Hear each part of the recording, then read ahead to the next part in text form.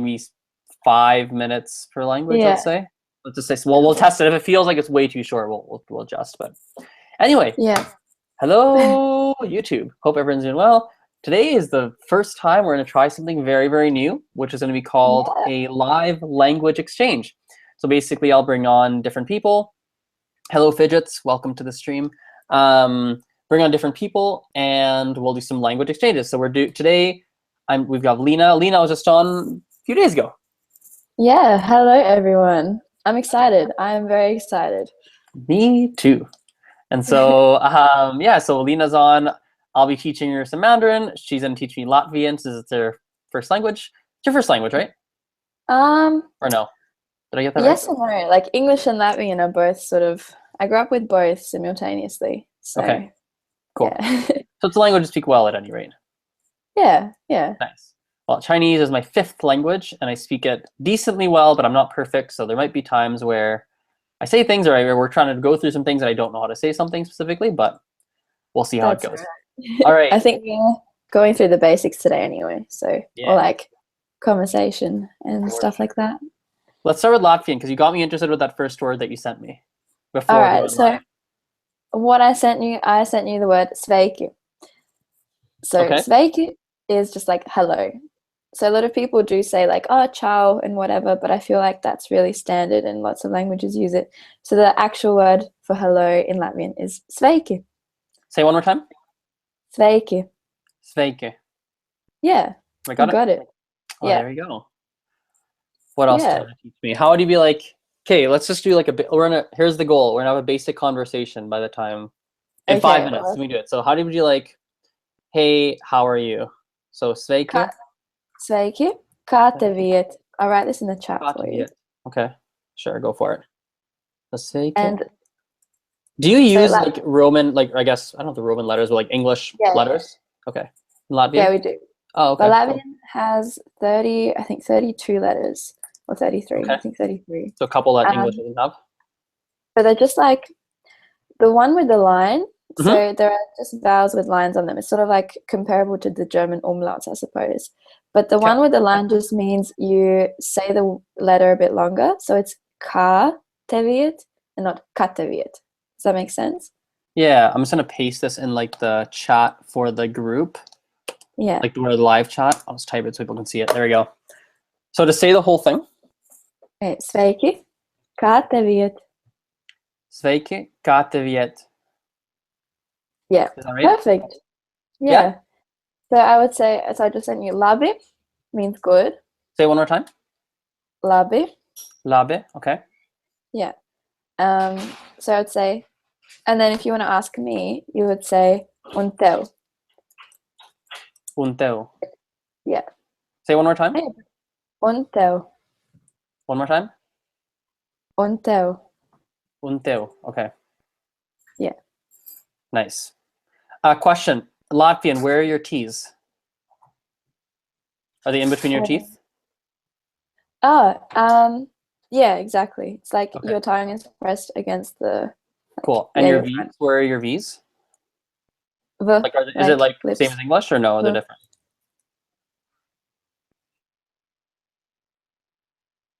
No, if you're talking, I can't hear you. Oh no, I can't hear you. Oh no. What an awful time to have a technical issue. Oh shoot. Oh no. Lina, I can't hear you. Oh no, everyone stick with us, please. Stick with us. What happened? Oh, you're back. Cut out for a second, but you're back. So I asked you about V's. Yeah, V's are just like the English V. Kā tev. It's almost like a U. Like when you say kā tev iet, you're not saying kā tev iet. You say like kā tev iet. So it's like closer to a U or a W? Yeah. Okay. But for example, in the word sveiki, because it comes like the S's before. Is it almost like a V made with your 2 lips? Instead of your... Okay, got it. Got it. We have the same V in my first language. Oh, okay. Well, there you go. Okay, so sveiki, kā tev iet? Labi, man iet labi. Un tev? Labi. Yeah. All right. Look at me. I'm speaking Latvian. Oh my god. Does That, does Latvian share any roots at all with Arabic? Do you know what? To be honest, I haven't really looked into the Latvian history, but I think it's an Indo-Germanic language, if I'm not mistaken. Because if you say and you in Arabic, I think it's I wish I remember, but it just reminds me of Arabic, and because I learned it such a while ago, and I know it's close in Arabic. Yeah, yeah. So can you say it one more time? Can you say what and you one more time? Unteu. Unteu. Yeah. I don't know why it reminds me, or maybe I might be completely like in the moon and way off, but anyway. Nice. Yeah, it's an Indo-European language, so I don't know. I'm not that well versed in yeah. That's okay. No worries. So, what are the letters that don't exist in English? Like, what are the letters? You said there's 33 letters? There's a bit more than 3. Oh, the 30, we have 33 letters total, right? Yeah. I can send you a quick alphabet. Oh, cool. You can copy that I'll copy that into the chat here. Yeah. So essentially, to give you, we'll just look at the letters that don't exist in English. So the ones with the lines it just means that you pronounce the vowel longer. So like my name is written L-I with a line, but it's Lena, and it's not Lina. Okay. Yeah. Then the ones that are difficult for people to pronounce, actually, when you look at the K with the little comma thing. Yep, I see it. One more time. One more time. So, it's like. How do I explain it? Like it's in the back of your mouth, like your back teeth. It's like. So your back of your tongue, where does it touch? It touches your almost your wisdom teeth, or like where your wisdom teeth would be, and you're like pressing it and making the air come through the hole between your tongue. It's almost like a ch. So when you say ch, it's in that same region, but then you just press your tongue. Ch. Oh man, one more. So same region as saying a ch. Yeah, so you have ch, and the ch you don't use your tongue, right? Ch, yeah, I do. Tip my tongue to the top of my mouth. Yeah, the tip of your tip. Okay, hold on. Ch. So you're pressing your tongue closer to the I don't know what that thing's called in your mouth, to the top part of your mouth. If that makes sense. Yep. Yeah. Ch. Yeah, so you press to the what's the thing called up here? I don't know. Like the hard part of your mouth? Like the roof of your mouth? Yeah, the roof. That's the one. The roof of your mouth. And it's the tip of your tongue? Yeah. Well, my tip, yeah. It bounces off almost like the roof and then your front teeth. Yeah. Yeah, you're getting there. You're getting there. Okay. It takes I'm gonna practice. Google it afterwards and I'm gonna figure it out. Yeah. So then there's ch, yeah, which is the L with the comma. Yep. Yeah, which is like the same as the Spanish ñ. Okay. Yeah. And then there's a sh, a j, and a ch. Sure. Cool. Nice. So the difficult ones are probably the ch and the yeah. Nice. Good stuff. Okay, let's switch it over to Chinese so you don't go forever here. Here we go. Okay, so let's just start. So Mandarin's a tonal language, right? Yeah. So Mandarin's a tonal language, and so there's 4 different tones, and it's really important to understand the tones because if you miss a tone, it's the equivalent of forgetting a letter or messing up a letter in English. Yeah. So I think we talked about this. Yeah. Go ahead. No, I've heard that. For example, I think it was the example with ma. I'm not pronouncing this well at all, but it means different things depending on the tone that you say it in. Yep. And there was one which was it meant mother or grandmother or something. If you said it wrong, it was something completely different. Yeah. So basically, your 4 tones. The good thing is they kind of exist in English in some capacity. So one of the easiest ones, it's the first tone. It's high and flat. So we can use ma. It's fine. So it'd be like ma. Ma. Yeah. So it's like you're singing, like it's like if you've ever done any singing before, Yeah. and you're doing like do, re, mi, fa, sol, la, right? When you sing a note, you normally keep your voice flat, right? It stays at one pitch. You doesn't drop it and go up. It's same concept. Yeah. Okay. So first Okay. tone is ma. So if you ever write, I'll type it for you here. Yeah, I'm writing it. I'll write it for you in our. So if you ever see it written, it'll look like this: ma with the number 1. Oh, did I? Yeah. Or I wonder if I can do it on my keyboard or not. I This can do also it. great with a sore throat, but anyway. Or like that, one of the two. Okay. Ah, okay. Yeah, that's how I actually wrote it with the line. Yeah, that's how it should be because it stays flat, right? So the lines on top, I'll copy paste it for people in the live chat here. So it's ma. Let's put your next tone. So that's your first tone. Second tone, it'd be like ma. Think of it this way. It's like if you asked a question in English and you went, for example, I said, "Hey, do you want to go to the movies?" When I say movies, notice my tone of voice goes up a little bit. So like ma.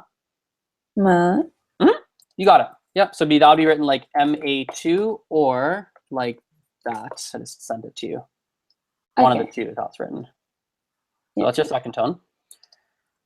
Third tone is one that it's not really hard, but often people mix up the third and the second because they're relatively similar. Your third tone drops down really low and then comes up a little bit. So it'd be like ma. Ma. One more time. Ma. Yeah, you got it. Yeah. Wow. Often when you're speaking quickly, you won't come up at the end. So for example, in a word like early, it'd be like za. So like it's za is the full word, but no one. I mean, when you're talking, you don't have time to go za. It's just too hard. You could never talk quickly, and so often you'll just hit the low point and just stop.